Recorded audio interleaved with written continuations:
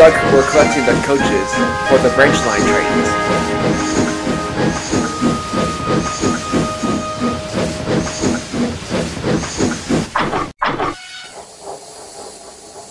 Morning, Duck. Morning, Thomas. How's the summer season on your branch line? Very slow. How about your branch line? So busy, we can't rest our wheels. William is helping us, which would bring some relief. I've got an idea that can help the both of us. What is that, Thomas? We swap branch lines for 2 weeks. Are you sure, Thomas? We do things the Great Western way on my line. Not on mine, but Percy will be happy to see you again. Alright, well we have to ask Sir Top Hats. Well, here he is! Please, sir, may Duck and I swap branch lines, just for a few days? Duck has looked after my branch line before when I was ill and had to be repaired. Well, I suppose that's going to be alright. Very well, you may. Great. We'll start tomorrow. I'm cool with that. Later that night, Subhats came to see Thomas at the sheds. I have spoken to Doug about swapping branch lines for the 2 weeks. Okay, you can handle it, like he did last time. Can you try, Thomas? Yes, I can, sir. Right, you'll start tomorrow. But Annie and Clarabelle will stay with you, like Duck's coaches stay with Duck. Got it? I do, sir. Top Hats walked away. Toby, can you do me a favour when I'm gone? Yes, Thomas? Help Duck in case he needs it, and answer his questions. I sure can, Thomas. Thank you, Toby. The injured went to sleep. The next morning, Thomas and Doug were waiting with the passenger trains. Good luck, Duck. Oi, you too, Thomas. The line will be in good buffers with you, and Farquhar is the top station, and the line leading down heads to the quarry. Got it, Thomas. The guard blew the whistle and Thomas puffed away.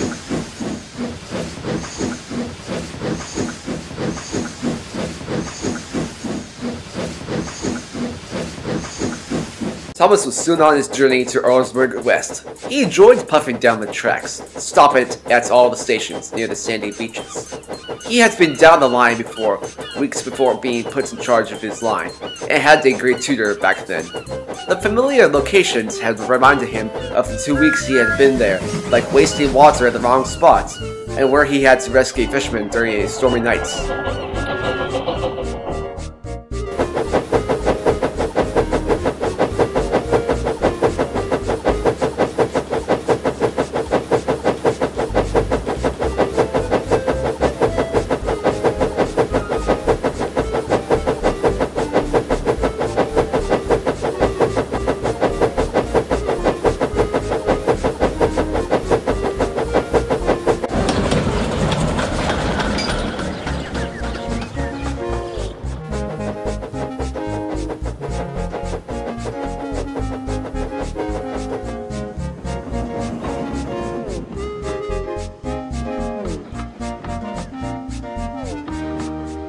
Thomas arrived at Callan Station with Annie and Clarabelle. He waited as Oliver passed by with a train of fruit bands with Toad in the back. The guards blew his whistle and Thomas set off.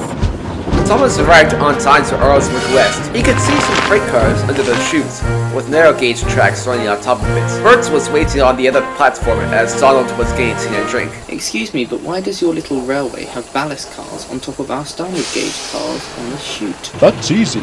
4 hoppers have sliding floors underneath each truck to let the ballast pour under into your empty trucks. That's easy. Donald decided to get involved in the conversation. We take them around our railway, Thomas.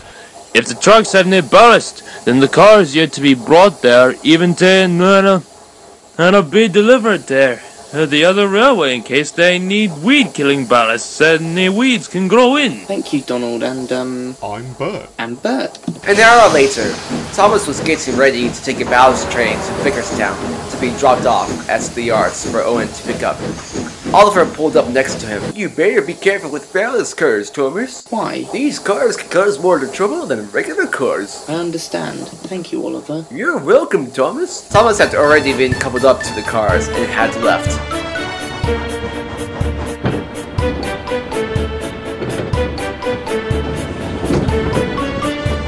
Duck was shunting some freight cars at the harbor near Elsbridge. Daisy arrived to drop off some passengers. Afternoon, Duck. Afternoon, Daisy. Well, I better get going with my passengers. Why, Daisy? Daisy honks her horn and left.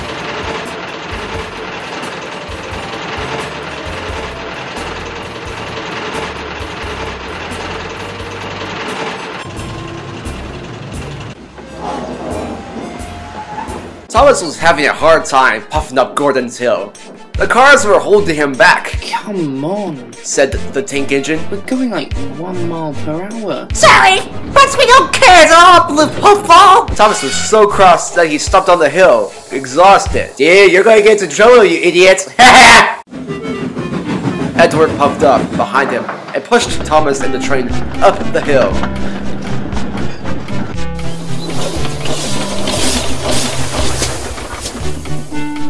Thomas arrived at the yards at Vickerstown and dropped off the ballast cars.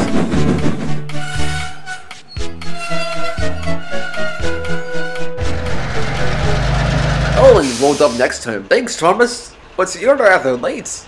Did you struggle up the hill? Sorry, it was these cars. Of course, they're always messing about, but I'll show them. I'll be taking them to refix the ballast up at Norby for the unbalanced rails before Evan's next passenger train. Thank you, Owen. Don't mention it. With that, Thomas departed to turn around.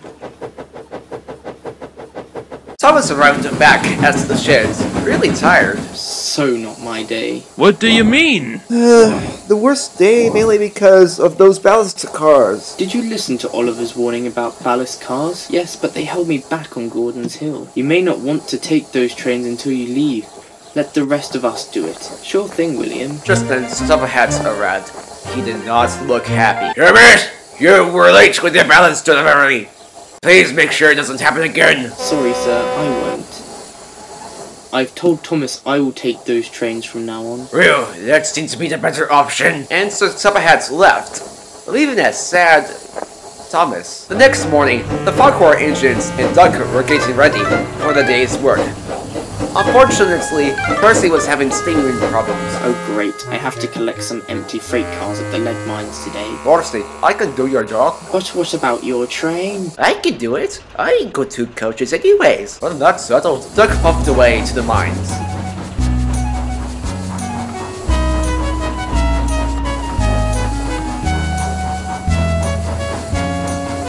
Thomas was shunting in some ballast cars for William's next ballast train. Mike pulled up next to him. Morning, Mike. Morning, Thomas. Morning, Mike. Are you taking the ballast train? Nope, William is. Ah, him. Yep, I should be going. I need to get my next passenger train. Thomas puffed off to collect his coaches ending Clareville.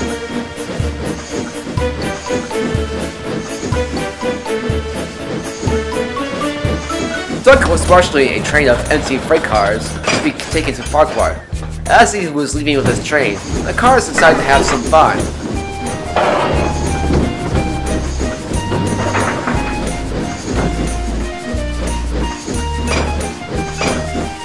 Yo, dude, guess what we should do? Make a runaway? Yeah, make an accident? Yeah, bro. Both at the same time. Dude, I love where this is going, bruh. Duck sets off towards Farquhar. His wheels spun quickly as the cheeky troublesome trucks followed behind him. We do it after just after touring back, man. I think I'm a little high right now.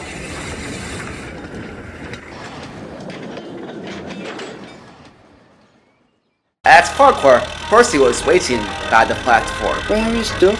He should have been here a minute ago. Duck was still a long way away, or so he thought. As Duck passed Daisy in her shed, she squealed. Duck, that's awfully fast. Duck gasped. I guess I'm going a slightly faster.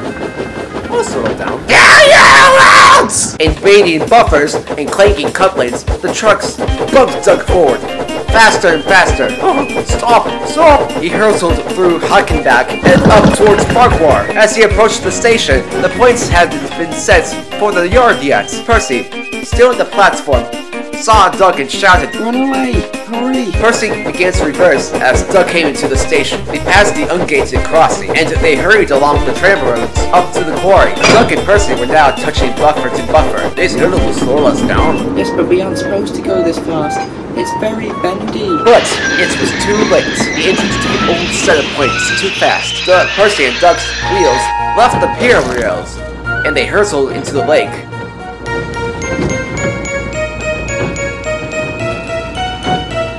Oh, Yuck. sorry, Percy. I didn't mean for this to happen. I knew these cars would be trouble. You should have just let me take them. I know. I was silly to just butt in where I didn't belong. Funny, we weren't the first engines to fall in the lake. Oh yes, I heard about that. Thomas was at Timoth with his 2 coaches. He was about to puff away when some top hats arrived. Thomas! Thomas! There was a big accident on up your line to the quarry, on your branch line. Cinders and ashes. Take the breakdown crane there at once, and hurry! Later, both Doug and Percy were out of the pond. The cars were laughing loudly, making rude comments about the engines. Thomas and Doug looked at each other and sighed. You know, up until now, I enjoyed your branch line. Same here. Well, with the passengers anyway. However, it seems that we are suited for our own branch lines. Agreed. And after that, the 2 engines returned to their normal jobs, and they were much happier.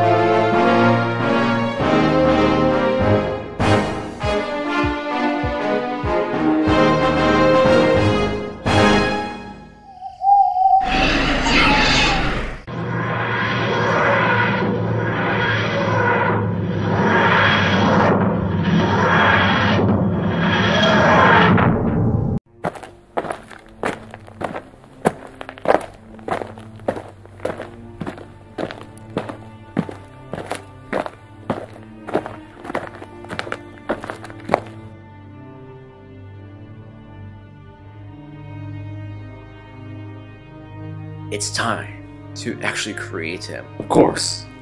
Thought you know the drill after that. How long is this gonna take? 30 seconds.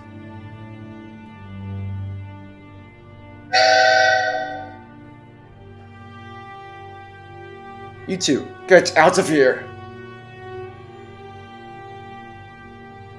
Oh dear. I swear I heard some shouting. There's nothing to worry about that. Of course. Do you have a name? No, I don't. I just woke up. I see. Do you? Well, my name is... No! This is... end of my journey. Yours is about to begin. Right now. Don't go! But I appeal a while from now. Chocolates. Help! Help! Someone help him! And I!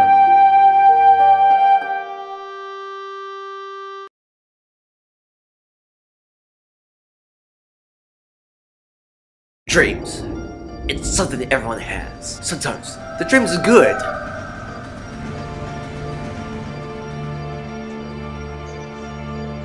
Express coming through! I want to stop! I want to stop! Some dreams can't be random. Why did I end up becoming a silly engine and staying in the tunnel from the rain? Now no one will see my love for green paint and red stripes. So, I really miss all in a way.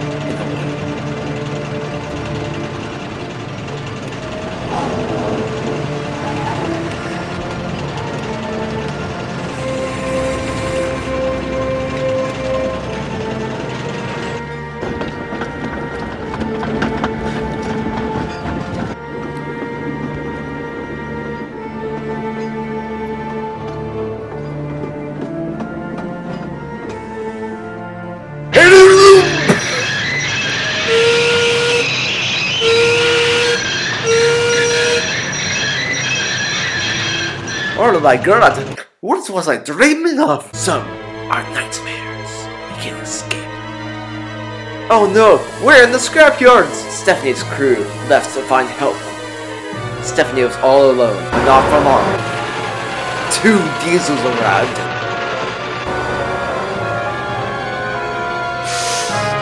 Got you this time, Stephanie. You will make very fine scrap indeed. Buffet him, Bert!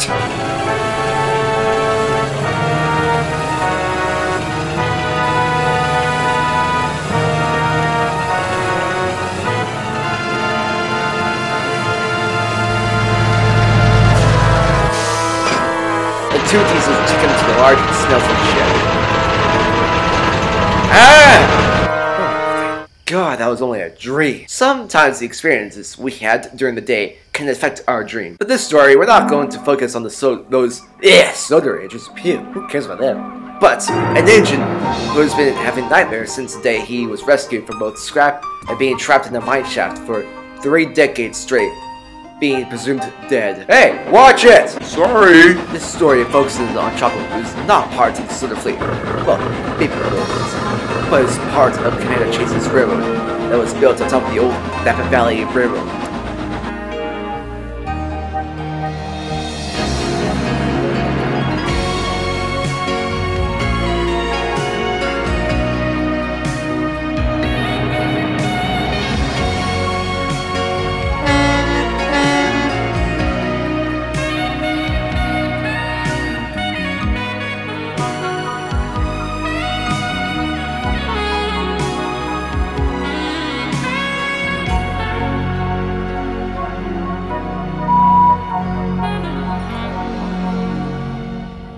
Chocolate was in his shed and drifted off to sleep.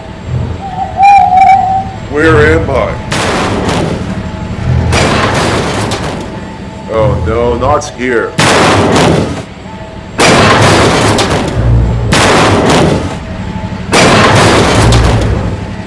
Oh great. Area birds are here. Look, there's the engine we stole from Corbin's Gate. Our owner was so happy, as this is the engine that killed one of his family descendants. No, no!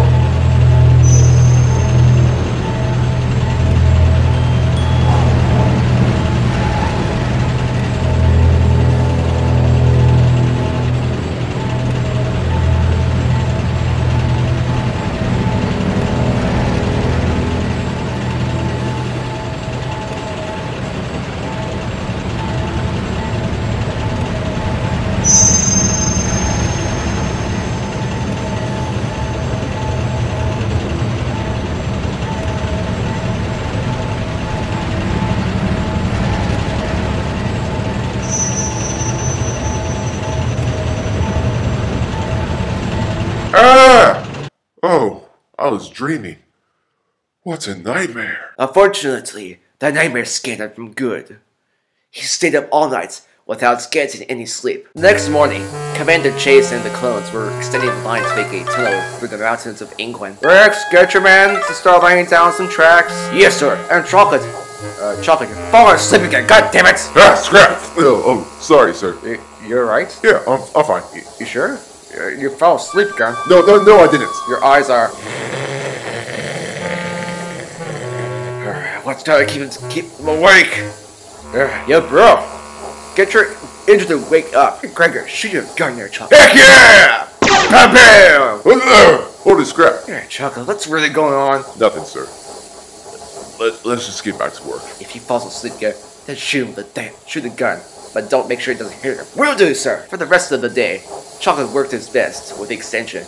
But they couldn't get that far from with him falling asleep every 30 minutes, with Gregor shooting his gun to wake him up. A couple of days later, Chocolate was still having nightmares of his days sitting at the scrapyards, when Commander Chase came up with 2 familiar faces. Morning, Masters Kenobi and Skywalker. I've heard you have trouble with sleeping. Yes, it's really cloudy, to be honest. Chase said he was nice enough to contact us to help you. You serious? Well, you haven't been yourself! Look, your Stephanie is coming to take over until this is all resolved. Thank you, sir. Anyways, they'll be supervising for a few days, and Rex and I are heading up to Starling starting to help Oliver and Barry with taking down some boomerang dude. Hope we don't get that late again like we did last time. With that, Commander Chase left with Captain Rex to grab all their items for the trip. Well, let's get started. What are these nightmares that you are getting? It's about why I was taken to the scrapyards and how I got out. I have no memory of how I got there and how I was brought back to Sugar. Go to sleep. We will be your mentors and guide you through your dream. Closing my eyes. Right. Yeah. Go to the night before you were taken there. Robin's Gate, June 10th, 1965. Concentrate. Alright, I'm in my dream. Can you hear us? Loud and clear, sir. Can the engines, or people, or myself notice me in the dream? Oh, you're a third-person point of view. Alright, I'm about to go to sleep next to the Scarlet Railway engines. Oh shit! I see Gary Burke's back in onto Orchestra. Listen to what they say. Looks like this is the engine that our owners described to us. Yeah, let's go before anyone wakes up. Hold on. Hey? If you tell anyone that we are taking him, then we'll come and get you for scrap. Alright, I won't. I promise. Good. Now let's go, Harry. Damn it, they're leaving right now.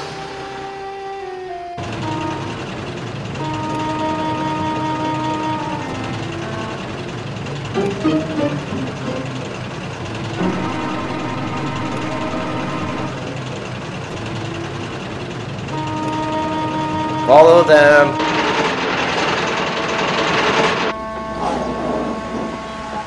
Feels weird that I never remembered this. Alright, this is the week after I arrived here. Sure, you never really fully explained to us why that brown ticket train was needed. He's not part of British Railways. This is stealing property, sir. Because he killed my distant relative back in 1910. Now I want revenge. I want to see him suffer. Yes, sir. You two have done good. Now torture him, as he'll pay once he's dead. Now go to when Peter Sam eventually toast the top hat. Alright then. Alright, I'm here. Sarah, I want to speak to you. Yes, Peter Sam. Back in June of 1965 on the 10th, 2 diesels from the mainland stole chocolates. If that's why he's gone, why didn't you tell me? They threatened to come back and take Peter away for scrap. That won't happen. I have a feeling who did this. Now I remember everything now. Now you can wake up. I remember now. Tom had sued the scrapyard owner and won the trial, and I was able to return back to Soder on Diesel's train. Because I was so scared, I lied to him saying I had a great time there, when I really didn't. Wow, some lie there. Are you back to normal now? More than that, it may haunt me in the future, but I know it won't be happening anymore, since those two are not part of my life. Yeah. Should we go make plans? Get back at him? Maybe later, mate. Let's head back to Soder. But they're still alive.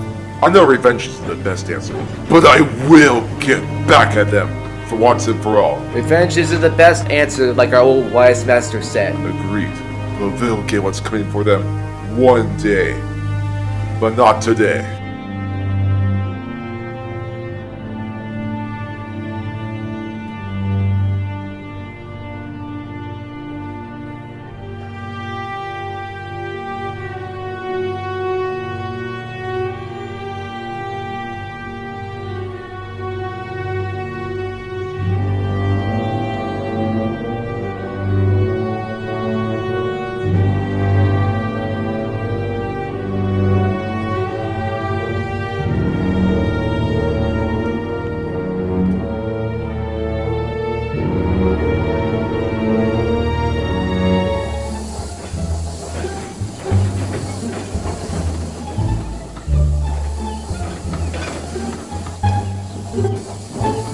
Oh great.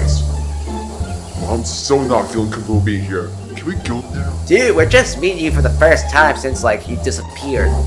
Since the last time we met in the 80s, and you've returned in 2011. You wouldn't know what it's like getting a crowd riled up this thing out of your control. I'm confused. What are you talking about? This is something I should not brought up. Sorry, Mike. Does it have to do with us? No, Mike. It doesn't. I just don't feel comfortable being in this specific location. It's nice and busy around here. We do get complaints only once in a while.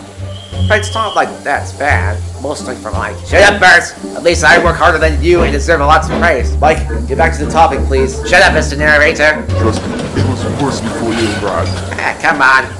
I mean, the Midsummer really had their times. They had to sell engines, or rolling stock, just to keep the line running until January of 1947. I'm not referring to that. You would have understand if you were in my shoes, or wheels, in a sense, to get the pain, how I feel. Given that the brown tank engine had no word to say, Chocolate departed with his ballast train to take the coal troopers for extra ballast.